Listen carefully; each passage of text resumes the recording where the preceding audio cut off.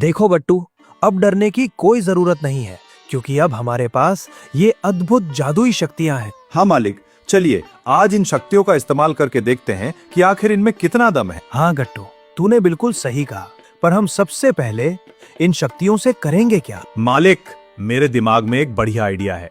क्यों ना हम इन शक्तियों से एक शानदार जादुई महल बनाएं, फिर हम आराम से वहीं रहेंगे। तभी अचानक वहाँ अंगूठी के रक्षक देव प्रकट हुए। रुको राजू और गट्टू, इन शक्तियों का प्रयोग करने से पहले मेरी बात गौर से सुन लो। प्रणाम देव। मैं इस अंगूठे का रक्षक हूँ। इसकी शक्ति से तुम पूरी दुनिया पर राज तो कर सकते हो, पर इसके साथ कुछ पाबंदियां भी जुड़ी हैं। पाबंदियां? मैं कुछ समझा नहीं देव, आखिर कैसी पाबंदियां? इस अंगूठी की शक्तियों का उपयोग तुम दिन में केवल 2 बार ही कर सकते हो, और यदि तुम दोनों कभी अलग हुए तो तुम दोनों को दिन में सिर्फ एक बार ही शक्ति इस्तेमाल करने का अधिकार होगा। देव, क्या इसका मतलब है कि हम दिन में 2 बार अपनी मर्जी से कुछ भी मांग सकते हैं? हाँ गट्टू, तुम कुछ भी मांग सकते हो, परंतु क्या देव? साफ साफ कहिए, आखिर बात क्या है? परंतु तुम दोनों एक ही शक्ति से 2 भागों में विभाजित हुए हो, इसीलिए तुम इस शक्ति का प्रयोग कभी भी एक दूसरे के लिए नहीं कर पाओगे। देव, मैं कुछ समझा नहीं, जरा खुलकर बताइए कि आप क्या कहना चाहते हैं। जैसे अगर राजू को कुछ हो जाए तो गट्टू तुम उसे अपनी शक्तियों से ठीक नहीं कर पाओगे। यही राजू के लिए भी है। तुम शक्तियों से किसी को भी ढूंढ सकते हो, पर अगर तुम दोनों अलग हुए तो एक दूसरे को ढूंढने के लिए तुम्हें आम इंसान की तरह अपना दिमाग लगाना होगा। इतनी जरूरी चेतावनी देकर रक्षक देव अचानक हवा में ओझल हो गए। गट्टू यार, देव ने जो बात कही है वो वाकई सोचने वाली बात है। हमें बहुत संभल कर रहना होगा। अरे मालिक, छोड़िए भी, अब हमारे पास दुनिया की सबसे बड़ी शक्तियां हैं। चलिए अब कुछ आजमा कर देखते हैं। हाँ गट्टू, वैसे क्या ट्राई करें? तुम ही कुछ बताओ, आखिर शुरुआत कहाँ से की जाए? क्यों ना हम एक जादुई दरवाजा बनाएं, जिससे हम पलक झपकते ही दुनिया में कहीं भी जा सकें। अरे हाँ गट्टू, क्या दिमाग पाया है तूने। मान गया भाई, चलो फिर देर किस बात की। राजू अपनी शक्तियों का आह्वान करके और देखते ही देखते उनके सामने एक रहस्यमयी जादुई दरवाजा प्रकट हो जाता है। मालिक, अब बताइए कि सबसे पहले हम इस दरवाजे से होकर कहाँ जाएं? गट्टू, क्यों ना हम सबसे पहले उस ढोंगी तांत्रिक और धोखेबाज साधु से अपना बदला लेने चले? हाँ मालिक, पर पहले हम कहीं और घूम कर आते हैं। क्यों ना हम सबसे पहले अपने घर चले?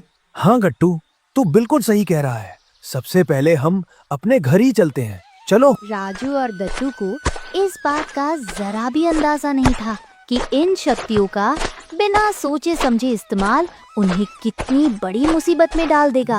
और वे दोनों उस जादुई दरवाजे के अंदर कदम रख देते। राजू देखता है कि वो अपने घर तो पहुंच गया है, परंतु उसके साथ आया गट्टू कहीं गायब था। गट्टू, ओ गट्टू, कहाँ गया तू?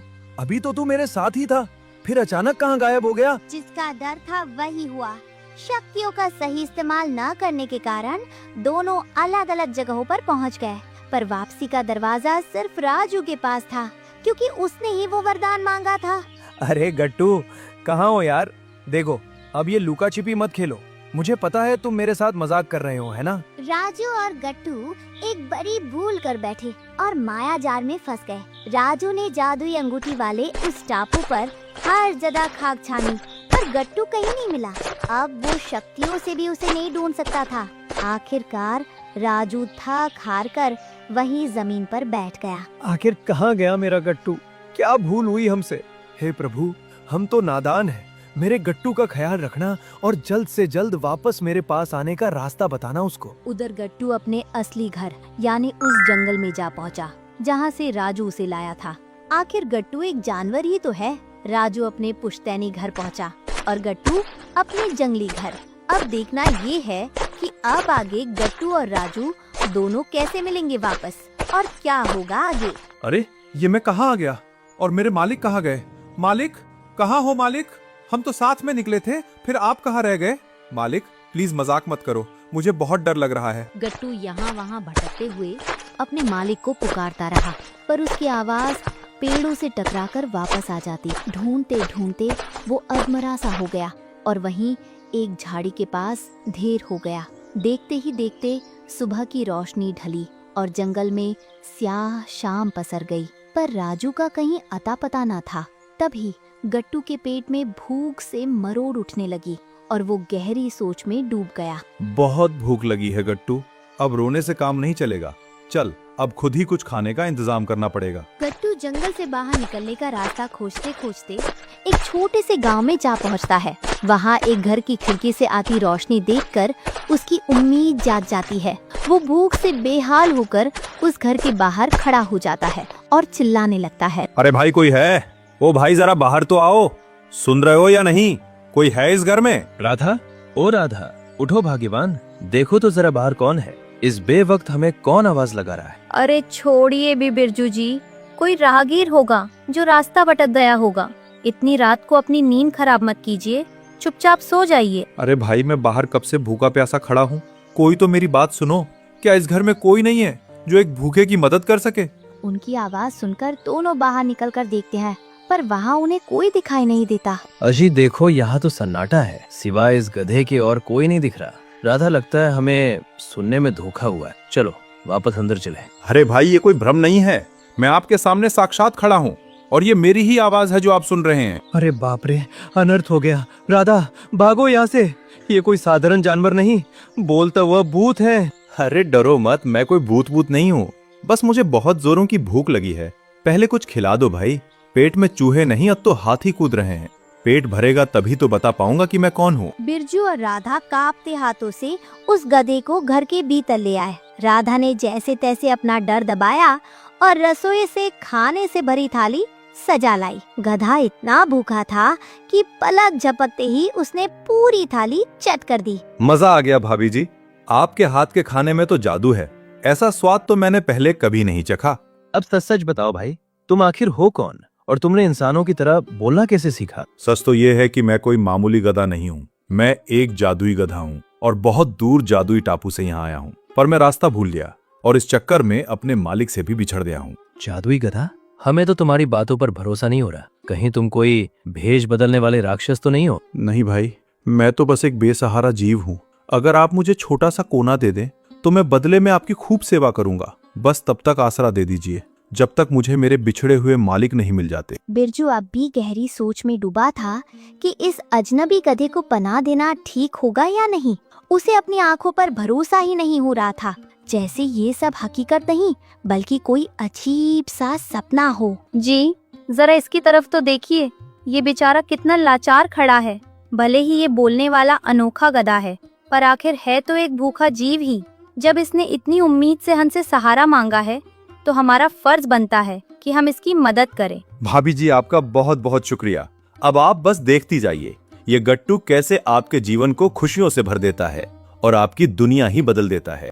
रात बीती और सुनहरी सुबह हुई। सूरज की पहली किरण के साथ ही बिरजू अपनी रोजाना की मेहनत के लिए खेतों की ओर निकल पड़ा। राधा, मैं काम के लिए निकल रहा हूँ, आज खेतों में बहुत सी मेहनत बाकी है, लौटते लौटते शाम हो जाएगी। बिरजू भैया, अकेले जाने की क्या जरूरत है, मुझे भी अपने संग ले चलिए। मैं वादा करता हूँ कि आपके बोझ को हल्का कर दूंगा और काम में हाथ बटाऊंगा। ना बाबा ना, तुम यहीं रहो। अगर किसी ने तुम्हें बोलते सुन लिया तो गांव में तमाशा खड़ा हो जाएगा, लोग तुम्हें देखने के लिए भीड़ लगा देंगे। भैया भरोसा रखिए, मैं एक शब्द भी नहीं बोलूंगा, बस मुझे अपने संग ले चलिए, मैं शांत रहूंगा। ठीक है चलो, पर मेरी एक शर्त है, रास्ते में मुंह मत खोलना, खेत पर कोई दिख जाए तो एकदम चुप रहना, बहुत जरूरी हुआ तभी बोलना, वरना बस इशारा करके ही काम चलाना। फिक्र मत कीजिए, इंसानों के सामने मैं सिर्फ एक मामूली गधा ही बना रहूंगा।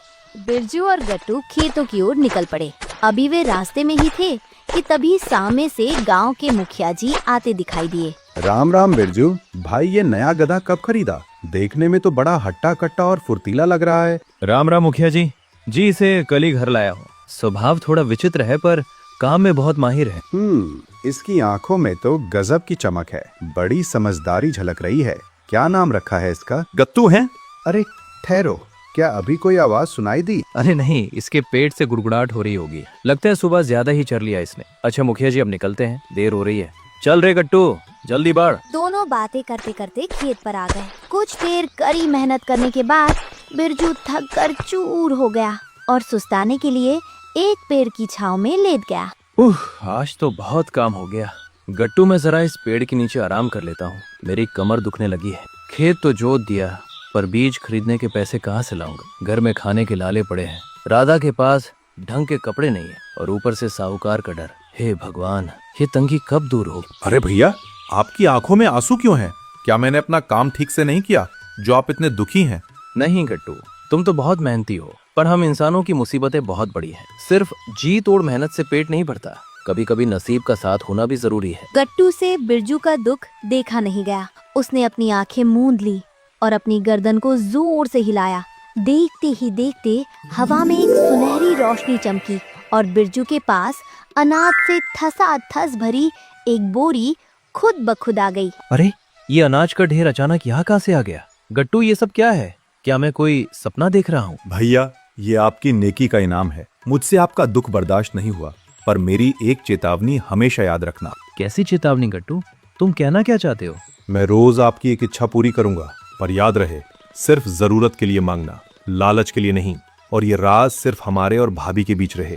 किसी और को पता चला तो मेरा जादू खत्म हो जाएगा और मैं चला जाऊंगा। मैं वादा करता हूँ गट्टू, मैं कभी लालच नहीं करूंगा और ये बात छिपा कर रखूंगा। तुमने तो मेरी सारी चिंता ही मिटा दी। शाम होते ही बिरजू घर लौटा और अनाज से भरी भारी बोरी आंगन में धप से रख दी। अरे, इतनी भारी बोरी, इसमें क्या लाए हो जी?